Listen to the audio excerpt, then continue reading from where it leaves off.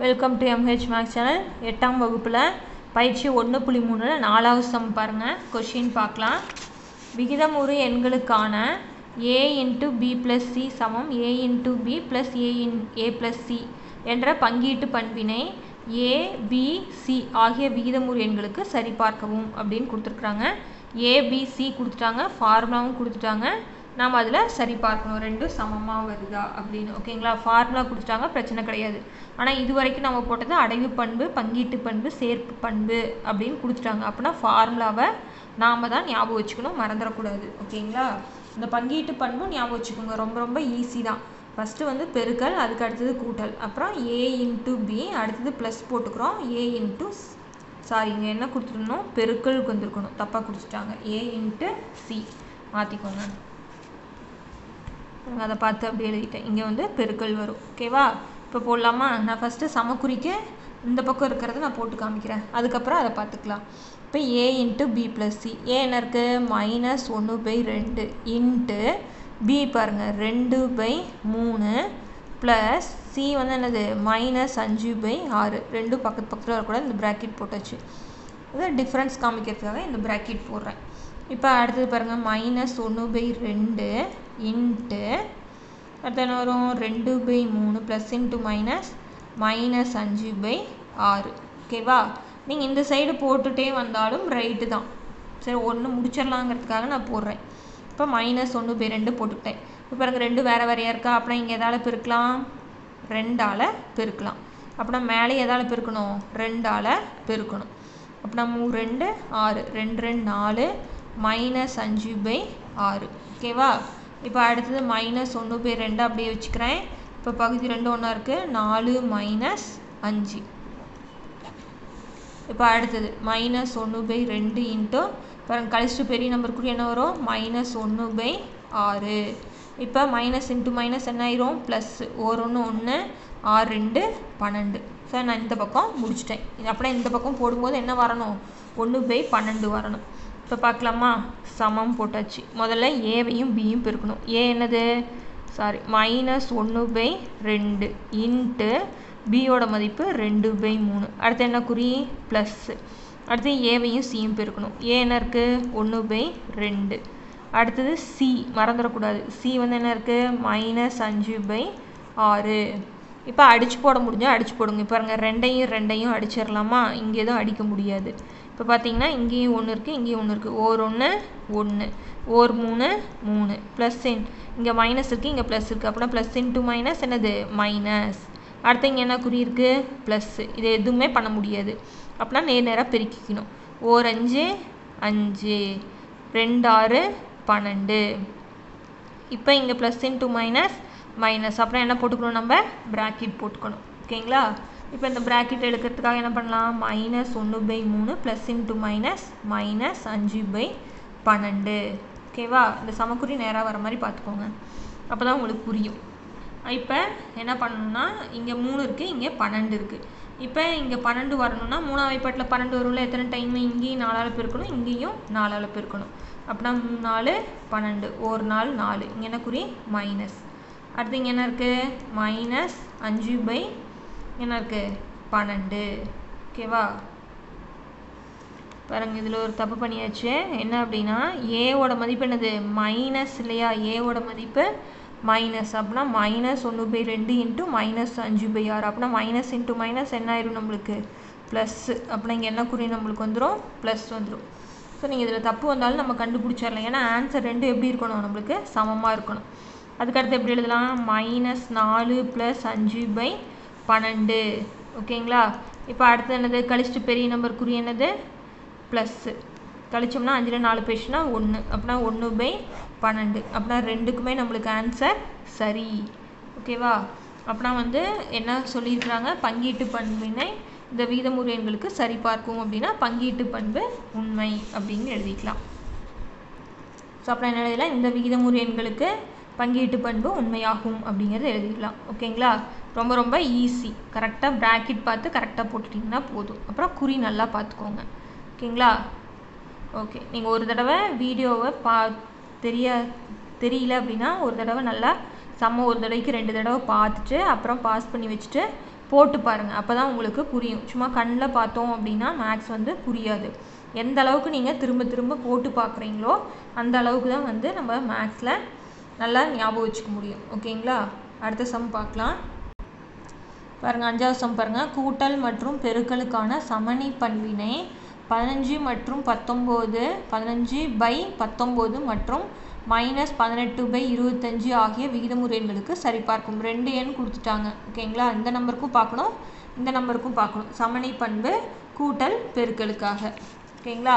நான் இப்போ ஃபஸ்ட்டு வந்து இந்த நம்பர் எடுத்துக்கிறேன், இதை ஏன்னு எடுத்துக்கிறேன். ஏன் அப்படின்னா நம்மளுக்கு ஃபார்முலா வந்து நம்ம ஏன்னு தான் வச்சுருக்கோம். ஓகேங்களா?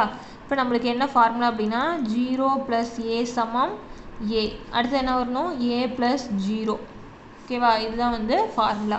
அப்படின்னா 0வோட எந்த நம்பரை கூட்டினாலும் நம்மளுக்கு என்ன தான் வரும்? அதே நம்பர் தான் நம்மளுக்கு கண்டிப்பாக வரும் இல்லைங்களா? 0வோட 1 கூட்டினா 1 தான், 0வோட -4 கூட்டினாலும் -4 தான். ஸோ அப்படின்னா அதில் எந்த மாற்றமுமே இல்லை.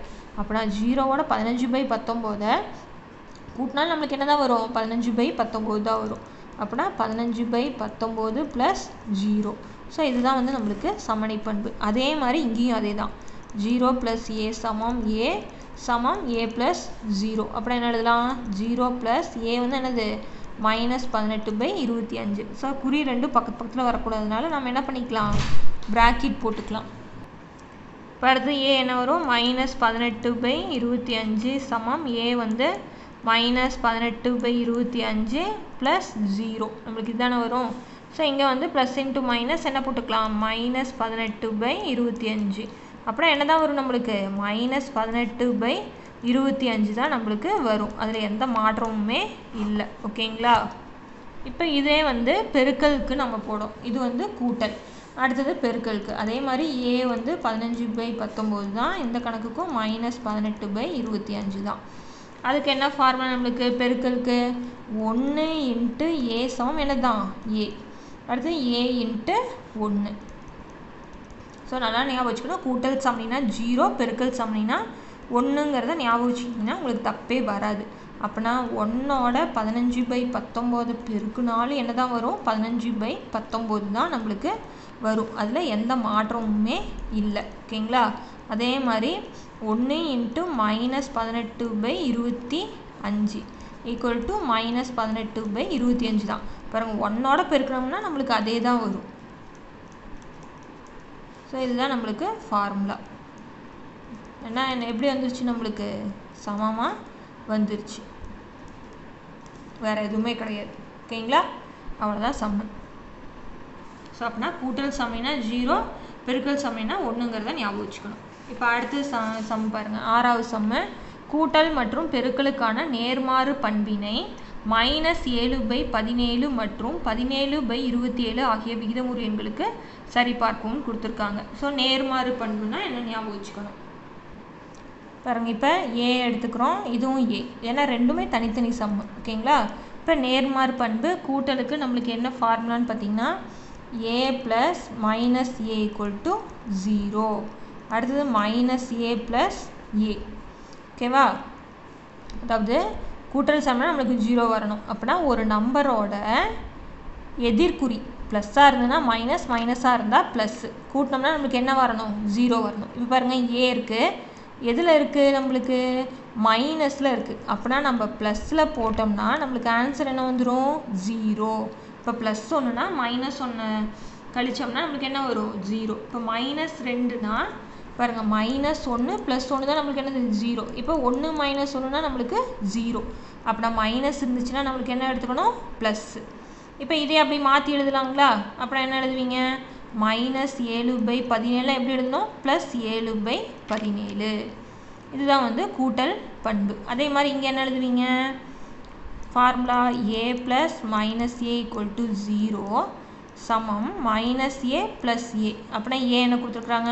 17/27. இது கூட்டல் இருக்குது. அப்படின்னா நம்ம என்ன எழுதணும்? கழித்தல் 17/27. கழித்தல் 17/27 சமம் என்ன வந்துடும் நம்மளுக்கு? 0. அதுக்கு அடுத்தது இப்போ இங்கே ப்ளஸ், இங்கே 17/27 ப்ளஸ். அப்படின்னா முன்னாடி என்ன போடணும்? மைனஸ் போடணும், வேறு எதுவுமே கிடையாது. ஓகேங்களா? ப்ளஸில் இருந்தால் மைனஸ் போடணும், மைனஸ் இருந்தால் ப்ளஸ் போடணும், வேறு எதுவுமே இல்லை. இப்போ அதுக்கு அடுத்தது பெருக்கல் பார்த்தீங்கன்னா நம்மளுக்கு என்ன ஃபார்முலா, a இன்ட்டு 1/a = 1. ஓகேவா? முன்ன பார்த்தது கூட்டல், இப்போ பெருக்கல். பெருக்கல் சமணி என்னது நம்மளுக்கு 1. அப்போனா ஏவையும் 1/aவையும் பெருக்கினா நம்மளுக்கு என்ன வரும், 1. ஓகேவா? இப்போ a வந்து நம்மளுக்கு என்னது -7/17. இப்போ 1/a அப்படின்னா 1/aவோட மதிப்பு என்னது -7/17.